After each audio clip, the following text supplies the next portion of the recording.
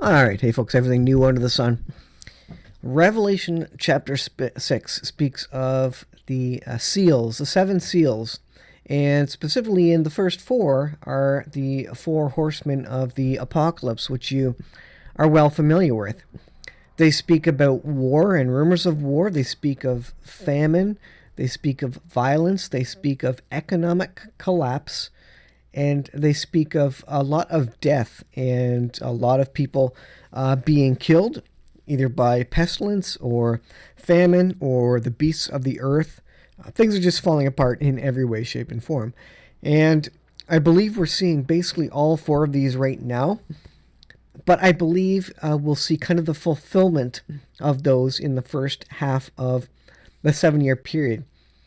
Now, I don't believe the seals are the wrath of God, because the seals are what are on the outside of the contract, on the document.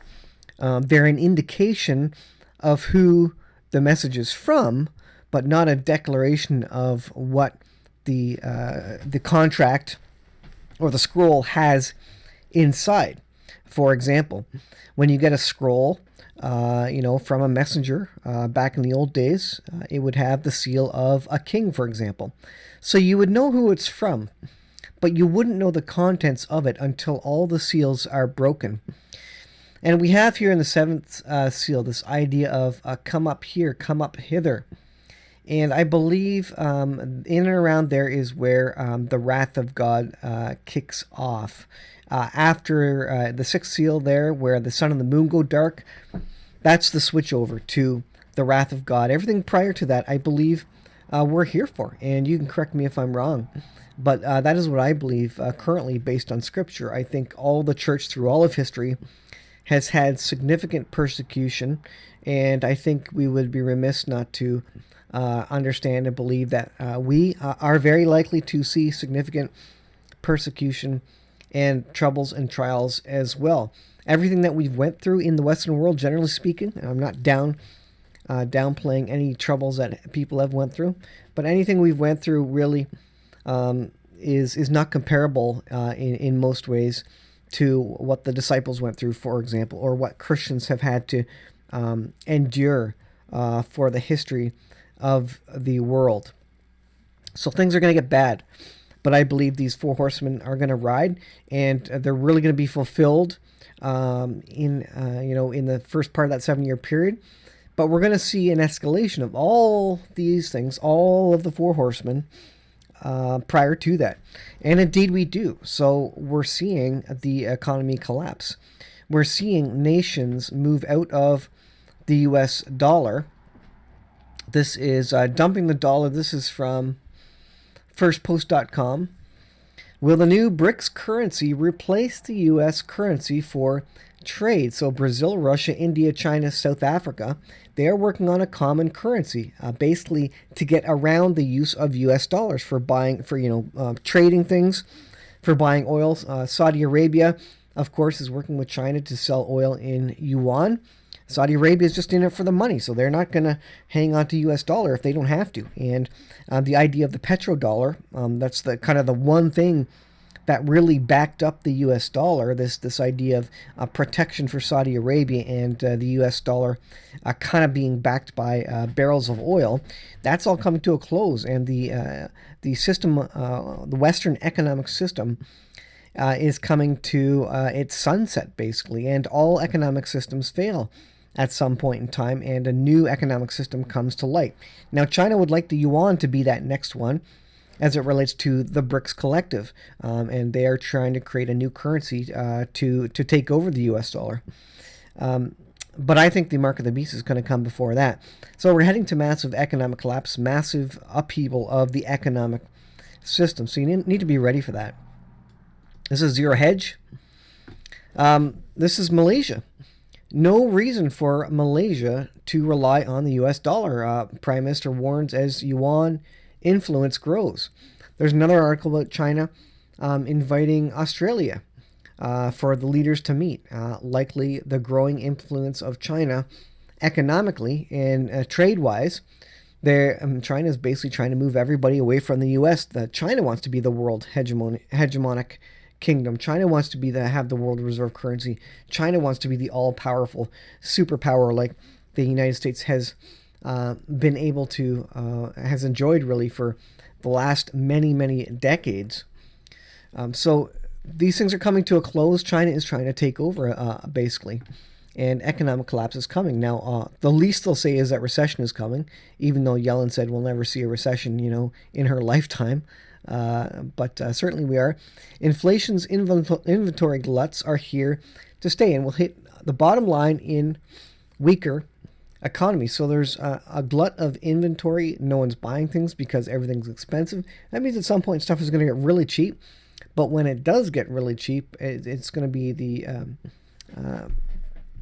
stuff you don't need, like TVs and toys and things. What you're going to be saving your money for is going to be food and water and, just paying for your electricity and paying for your rent. You're not going to be going out and getting a lot of things. So there's going to be a lot of things that get really, really cheap. A lot of, cell phones and computers and just all sorts of entertainment is going to get really, really cheap. But you're not going to have any interest in it at that point in time. Now, what is interesting, and I pointed out on the community page, is the price of gold. Now, gold has went up significantly. And this is an interesting thing. This is over 1 year. Let's go to a 5 year. In fact, let's go all the way up to 1 year. So it's at $239 per ounce right now, USD, US dollars. If we go out to all the years, so this starts at the left-hand side, it starts at 1986. You can see it hovering around $300 to $400 an ounce. Wouldn't you like those days to return? It went above $400 in 2004. So 2004, prior to that, you could buy an ounce of gold for $400 US. Wouldn't you have wanted to get in at that point in time? And it had been like that for many, many years. But what happened in the lead up to 2007, 2008, and the financial crisis? Well, we had a lot of money printing to shore up the banks, to keep the credit flowing, to keep the system alive. And all of a sudden, gold was worth more. Now, gold wasn't actually worth more. The value of gold never changes. It's just the number of dollars that you need to purchase that same amount of gold. That means each one of your dollars is worth less. It is worth less than it was the day before when gold was cheaper. It requires more of your dollars to buy the same product, the same 1 ounce of gold. It hasn't changed. The metal hasn't changed. Its value hasn't hasn't increased exactly, but the value of your dollar, the thing you're trading for it, has decreased in value. So you need more of them to get it. And you see this right up and through. They're printing money this whole period. Isn't it funny? All since 1986, $400 an ounce, and then it started skyrocketing 2008 and onwards. And now we're sitting at a high of $239, and that is pretty amazing. Again, you don't buy gold to be rich. You buy gold and silver, hard assets like shovels and pickaxes, and maybe property or pay off your house. You don't buy those to get rich. You buy them to preserve buying power at the other end of the crisis. When you come out of the crisis, you trade that gold, that silver, whatever it is, for the new currency or for the new valued whatever it is, and you can get similar value out of it. They always say, with an ounce of gold, you can get a nice suit. Whether that's 1,000 years ago, 2,000 years ago, you could buy a nice piece of clothing for an ounce of gold. And today, likewise, you can get a very, very nice suit for about, the cost of an ounce of gold. And that holds true. So the value of it in terms of what you trade, this hard asset for another hard asset, that isn't really changing a lot. What is changing, of course, is the dollars, and they're inflating. And once this goes skyrocketing like a hockey stick, that is then known as hyperinflation, where the dollars are worth less and less, and then it kind of takes off at some point. This is the hyper part of it, where people don't know from day to day how much the dollar's worth, so they almost stop using it, or they jack their prices up even more, which accelerates the whole thing because no one has trust in what the value of the dollar is on that particular day. So if they want $5 for their for a dozen eggs. Well, if it's hyperinflating, they don't know if $5 buys the same thing, so they jack their price up to $7, $9, $10, and then that self reinforces, and all of a sudden you have hyperinflation, where you could have a wheelbarrow full of money, but no one has faith in it anymore. And that's the backing of the whole fiat currency system. It's based on faith. That's what the devil does. He bases things on faith. Just like in Christianity, we require faith in Jesus Christ. The devil copies them all, and so for everything else, he requires faith in these physical things, which of course aren't God by any stretch, but that's what happens. So that's the situation with gold. So interesting to see that it's skyrocketing over the last since 2002. Went down for a while to 1600, and it's went from, that looks like July 2022, it has just went up to where we are now. So it's going to increase. And silver is another interesting case, and silver has even farther to go, generally speaking.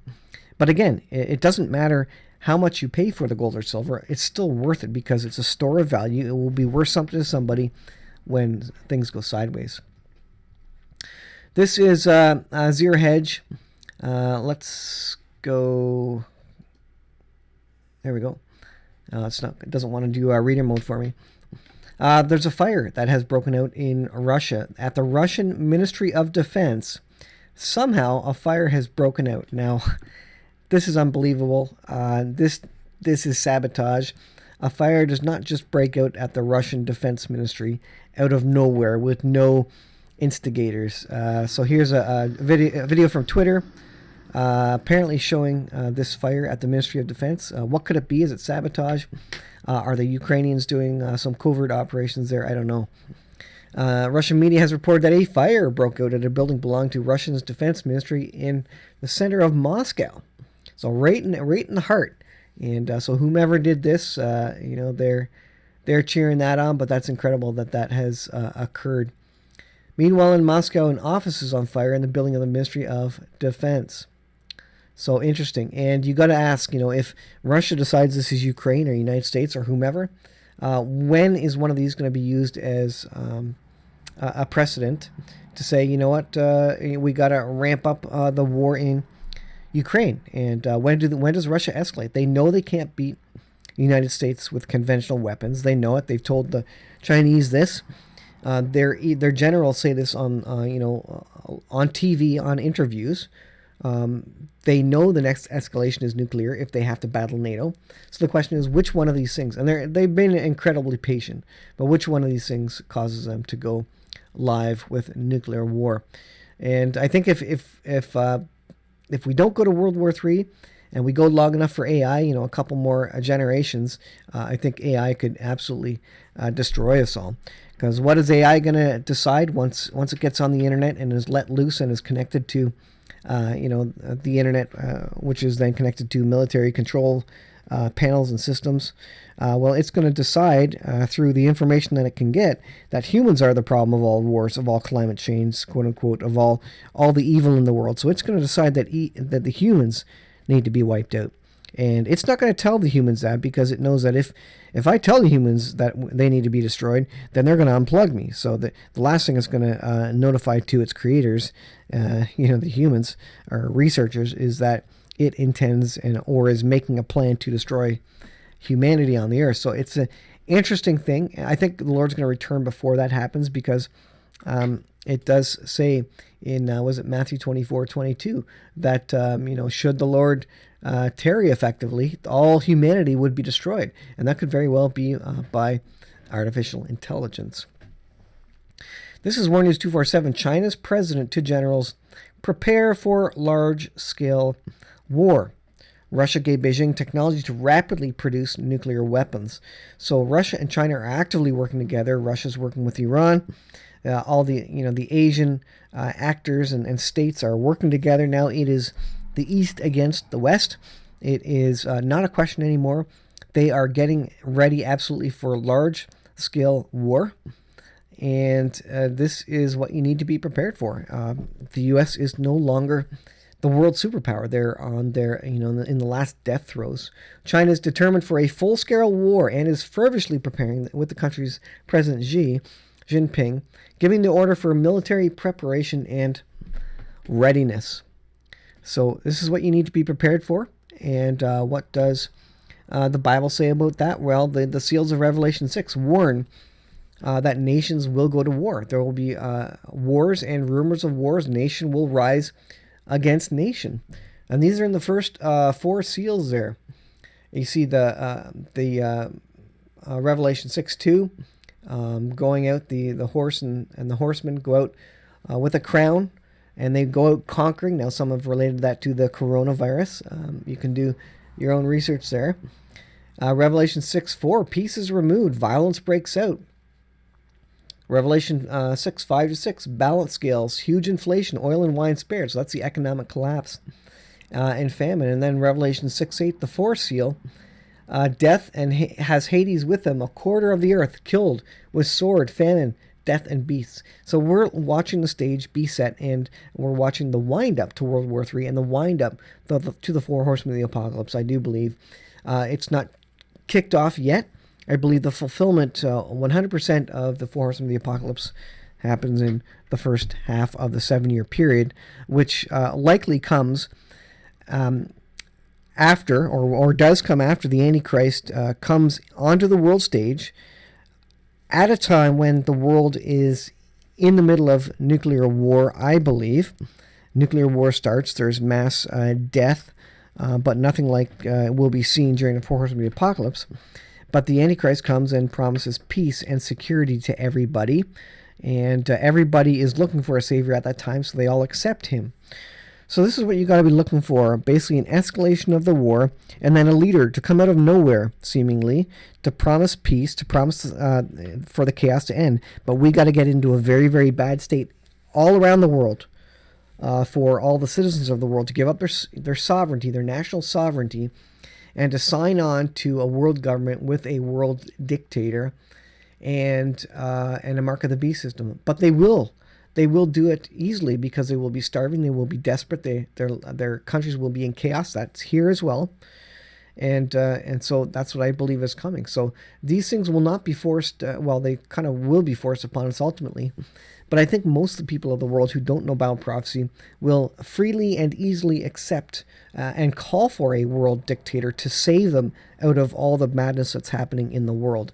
But what they will find out is that he is ultimately the Antichrist when at the 3.5-year mark where he sits on the throne in the third temple, declares himself to be God and causes the abomination of desolation. So, folks, that's the timeline of the return of the Lord. I believe is coming.